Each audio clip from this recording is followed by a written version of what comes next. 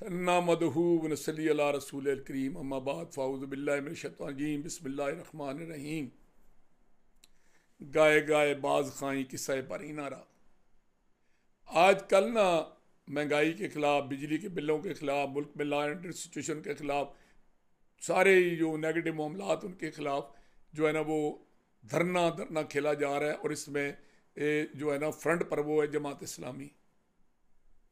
मैं जब college union का प्रेसिडेंट था तो ज़ाहिर है मैं तो इनकलाबी ज़हन का बंदा था, पीपल पार्टी से मुतासर था और भुट्टो साहब का इस्तकबाल किया गुजरात रेलवे स्टेशन पर। लेकिन वो इस्लामी जमीयत तलबा एक तंजीम थी जिन्होंने मुझे पीपल पार्टी नवाज होने के बावजूद कॉलेज के इलेक्शन में सपोर्ट किया। तो उन लोगों को मैंने करीब से देखा, कमाल के लोग थे, इतनी मोहब्बत करने वाले, इतनी इज्जत करने वाले लोग। हम जो दरियत के करीब चले गए थे उनके मोहब्बत और उनके प्यार की वजह से हमने सैयद अबूल आला मौदूदी रहमतुल्लाह का लिटरेचर पढ़ा और हकीकत इस्लाम उनका एक खुतबा था जो उन्होंने पठानकोट में दिया। तो वो मैंने पढ़ा तो मुझे पहली दफ़ा समझ आई कि जो हमारे पीर और मौलवी हमें इस्लाम बताते रहे हैं उसका तो इसके साथ दूर तक कभी तल्लक नहीं। असल इस्लाम तो वो है जो सैयद ने तर्जमा किया है। तो वो एक कुर्बत हुई। फिर पंज जलदार पार्क मौलाना साहब तशरीफ़ फरमा थे तो हम को कई दफ़ा ले जाया गया वहाँ मुलाकात के लिए। तो उन्होंने मैं फिर intercollegiate body West Pakistan का प्रेसिडेंट बना, मशरकी पाकिस्तान भी गया और वहाँ भी जमात इस्लामी के लोगों ने मेरा इस्तकबाल किया और जलसे वगैरह मेरे करवाए। वहाँ मैं खैर मुजीब रहमान से मिला। तो पंजर दलदार पार्क मौलाना शाम को बैठते थे और वहाँ सवालों के जवाब देते थे। और वो एक उनका रसाला निकलता था, उसमें वो पूरी रिपोर्ट आती थी। तो उसमें मेरे मुझे आज तक याद है कि मेरे दो सवालों के जवाब छुपे थे।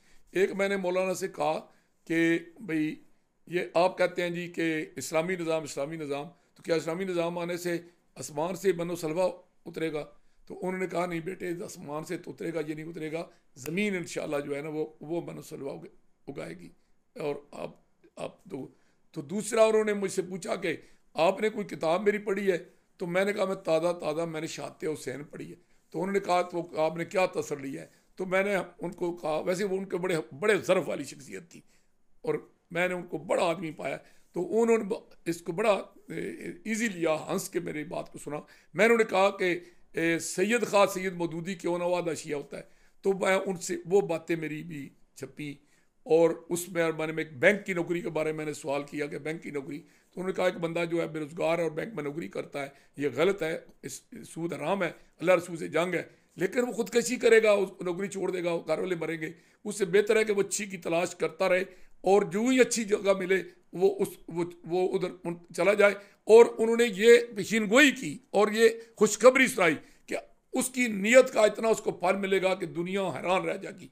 इसका मैंने अमली मुजाहरा भी देखा कि हमारे एक अजीज़ चौधरी हदैयत के दौरान उन्होंने इस बुनियाद पर हबीब बैंक की अफसरी छोड़ी कि ये सूद का निज़ाम है और आज वो PDCL के इंटरनेशनल लेवल के जनरल मैनेजर हैं। ये अल्लाह ताला उनको नवाजा है। तो ये सैयद मदूदी से ये तल्लक बताने का मकसद ये है कि मेरी अगली गुफ्तगू को कोई जो है ना वो इसको मनफी ना ले। तो मैंने उन दिनों में जिन बंदों से मुलाकात मेरी हुई, लाहौर में हुई, गुजरात में हुई।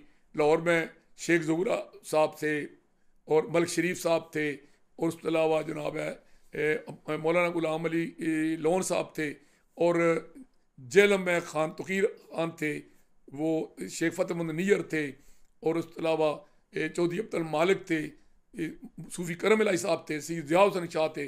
तो किस किस का नाम लूँ? यकीन करें मैंने इन लोगों को देखा है, करीब से देखा है।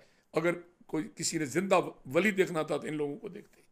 लेकिन इस तरह के लोगों की जमात, सैयद मौदूदी की जमात, आज क्या पोजिशन है कि 70 में जब इलेक्शन हुआ जेलम में तो पीपल पार्टी जैसी जमात के मुकाबले में जमात इस्लामी के चौधरी अब्दुल मालिक जो एक दरवेश आदमी था, एक वलियल्लाह आदमी था, उसने डॉक्टर गुलाम हुसैन जैसी शख्सियत और राजा लहरा सिंह जैसी शख्सियत के मुकाबले में हज़ारों वोट दिए, चंद 100 वोटों से उनको शिकस्त हुई। तो आज जमात इस्लामी तीसरे फिगर में नहीं जाती। इसकी वजह क्या है? इसकी वजह यह है कि इन्हें अपनी अदाओं पर खुद गौर करना चाहिए। कभी इन पर इल्ज़ाम था कि ये अमेरिका के जासूस हैं, अमेरिका के एजेंट हैं, लोग कहते थे मौदूदी यहूदी। लेकिन उस वक्त एक दुकानदार जब इस्लामी को होता था लोग कहते थे कि यार वो जमात इस्लामी का है, ना वो कसा तोलेगा, ना 2 नंबर चीज़ देगा, ना झूठ बोलेगा, ना वो महंगा देगा। ये करैक्टर था उनका। आज इनमें से सारे लोग अमीर हैं, NGOs बना लिए हैं, मदरसे स्कूल बना लिए हैं, कॉलेज बना लिए हैं, और बंदा इनमें से लाखपति करोड़पति है, लेकिन इनकी मुआशरे में वो वक़्त नहीं है। तो बड़ी मेहनत की कादी हुसैन अहमद साहब ने, उन्होंने हमें कहा, मैंने पीपल पार्टी का टिकट छोड़ के उनके टिकट पर इलेक्शन लड़ा, तो वो जो कहा ना था ज़मींदार ने कि ये अगर गोश्त है तो बिल्ली किधर है, बिल्ली है तो गोश्त किधर है, तो हमारी छुट्टी होगी। तो इस तरह, लेकिन आज फिर एक इनको अमीर मिला है हाफिज नईम उर रहमान जो कराची का है। अब कराची तो वैसे ही एक बेदार मगज लोगों का है, वह इनकलाबी लोग हैं, किसी भी जमात के हों तो वो एजिटेटर टाइप लोग हैं, तो क्या वो पूरे पंजाब को, पूरे पाकिस्तान को साथ लेकर चल सकेंगे? अब उन्होंने कहा है कि हमने धरना दिया है। अब कुछ लोग उन पर इल्ज़ाम लगा रहे हैं, और वो खुद PTI लगा रही है कि जी ये इनसे ये धरना दिलवाया गया है। लेकिन जहाँ तक मेरी मालूमात का तल्लक है कि जमात इस्लामी एस्टेब्लिशमेंट की नापसंदीदा जमात है, नापसंदीदा जमात, और जब नापसंदीदा जमात है तो उनसे धरना कैसे दिलवाया जाएगा? अब उनका भी इम्तिहान है कि जो उन्होंने ये धरना दिया है तो उन्होंने ये खुदकश हमला किया अपने आप पर। अगर वो कुछ लोगों को रिलीफ दिलाए बगैर वापस चले गए तो वो फिर इनकी मजीद छुट्टी हो जाएगी।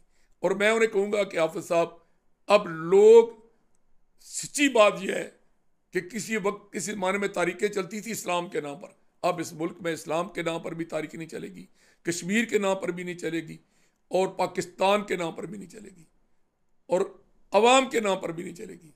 अब लोगों की ज़िंदगी इतनी अजीरन हो गई है कि जो लोग इन लोगों की दुखों को ज़बान देंगे, इनकी तर्जमानी करेंगे, लोग अब कच्चे जमाने को तैयार बैठे हैं, ब्यूरोक्रेसी को, अफसरशाही को, और जनाब अपने हुक्मरानों को, कि यार आप अंदाज़ा लगाएं ना कि इतनी एक गाड़ी मैंने कल देखी, वो करोड़ों रुपए की गाड़ी है, अफसर मजाज मीटिंग में है और वो बैर खड़ी है।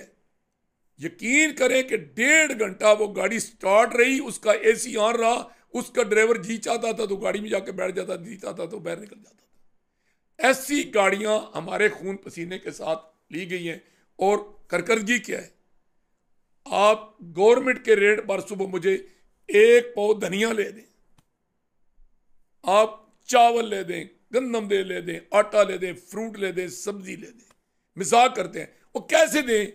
जो इनके ऊपर लगे हुए हैं वो 2 रुपए की फोटो स्टेट कराते हैं रेड लिस्ट की, और 20 रुपए की दुकानदार को देते हैं। कितने बंदों की तो उस 20 रुपए पे रोटी चल रही है, तो वो पकड़ेंगे इनको। इसलिए जनाब, जब तक आपने अवाम के लिए कोई रिलीफ लेकर ना उठे तो फिर जनाब फिर आपके लिए भी खतरा 440 वोट का है। मैं बड़े अदब से कहता हूँ कि जनाब, मुल्क का भी ख्याल करें, अपना भी करें, और अवाम का भी ख्याल करें। पॉलिसी ऐसी इख्तियार करें, मुज़ाकरात करें, और कुछ लेकर इस धरने को आप ख़त्म करें। शुक्रिया।